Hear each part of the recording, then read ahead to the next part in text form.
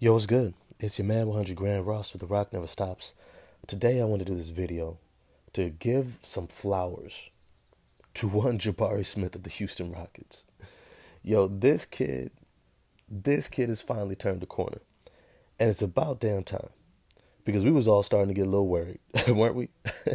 Yo, if you enjoyed the video, smash the like button for me, hit subscribe and the bell for notifications.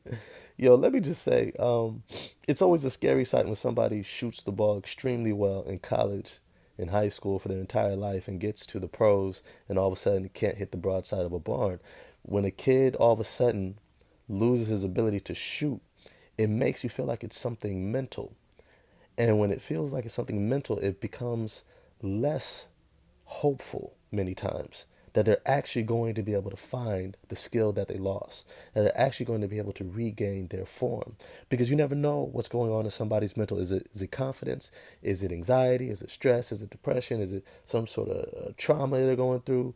You have far less control versus somebody who maybe has never been that good of a shooter but is working on it over time, and then they get to the NBA and continue to work on it and gradually improve, which most NBA players do, right?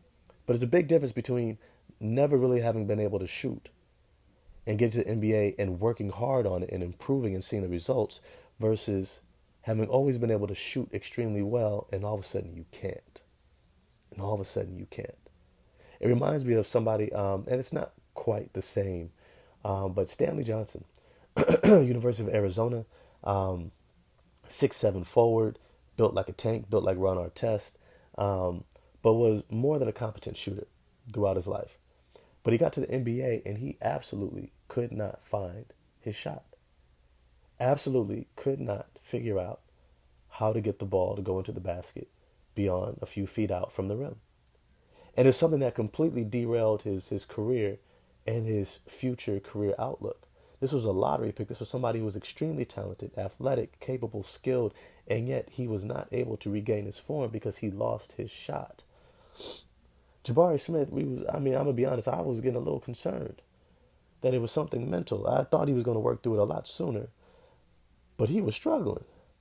But hot damn, if this kid has not found his shot, he's been on a tear the past 5, 6 games, dropping a 30-point game, multiple 20-plus point games. But in this recent game against the New Orleans Pelicans, against a playoff hopeful team that's fighting for positioning, Jabari Smith not only takes and hits the game-winning shot from three, well beyond the three-point line, but he also demanded the ball.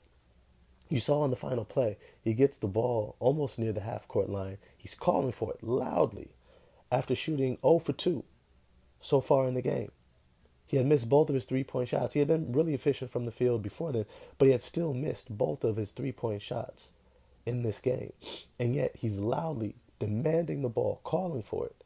His teammates give it to him, and I understand your team. Look, every basketball player knows when it's game time, you really only want to give it to people who you really feel are confident that they can take and hit a shot.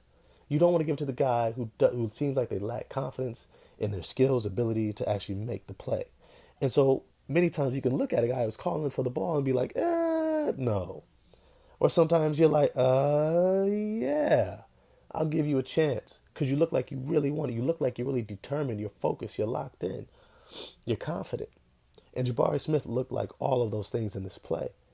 And the beautiful part about as this play develops is he doesn't just catch the ball and shoot a three. He catches the ball and actually has to go off the bounce.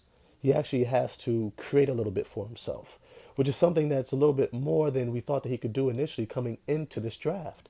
We said that that was one of the key components of his game that he was lacking, that separated him from somebody, let's say, like Apollo Banchero, right? And so what we saw is he creates this play for himself. He pulls up from behind the three-point line, knocks the shot down. And if you look at his face, it's not just euphoria. It's not just like a Maxi Kleber who hit a big shot against the Lakers, right? Shout out to Kyrie with the assist. He didn't just hit the shot and just celebrate. He hit the shot and he looked back at his teammates like, I told y'all, I'm that dude. And if we know anything about basketball, it's not just that you celebrate or how you celebrate, but it's your mentality around how you see yourself. And what we saw is that Jabari Smith Jr. still sees himself as a future star. And that is incredible. That is really important. And I want to get into that a little bit in this video. You see, When I looked at Jabari Smith Jr.'s game coming to this draft, the first person I compared him to was Michael Porter Jr., except with defense. And when you look at Michael Porter Jr., what he's able to do when he's healthy is nothing short of incredible. At 6'10", athletic, built extremely well for his size, built like Ben Simmons, really. He is able to stretch the floor in an incredible way. His catch and shoot 3-point numbers are absolutely incredible. Playing off of Nikola Jokic is one of the better playmakers in the league history. All right, he's able to move off the ball, catch, shoot, knock down shots at an incredible clip, which really stretches the floor for their offense. But when I saw Jabari Smith Jr.'s game, I said, you know what? He's a little bit better than Michael Porter Jr. off the bounce, but not too much. Not too much coming into the draft, right? Where Michael Porter Jr. was coming out of Missouri, they're very similar. They're built a little bit differently. I think Jabari Smith Jr. is a little bit longer and definitely better on defense, but Michael Porter Jr. is definitely stronger and more athletic vertically when it comes to jumping, right? He could jump over guys, dunk over their head. But it was a great comparison. But without a jumper, without a jump shot, without his shot falling, I don't really know who Jabari Smith Jr. is. But this recent tear tells us something, that he's still potentially going to be great in this league. If anything, this game-winning shot against the New Orleans Pelicans tells us he's potentially still going to be an incredible talent for a long time. For a long time. And for the Houston Rockets, a welcome showing to what they're trying to build as they continue to compete for this Victor Wembanyama sweepstakes.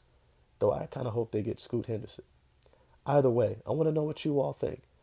Is this turning of a corner for Jabari Smith Jr. real? What do you think? What do you think his outlook is going to be for his career? Get at me in the comment section. Like, subscribe, and I'm gonna holler at y'all next time. Peace.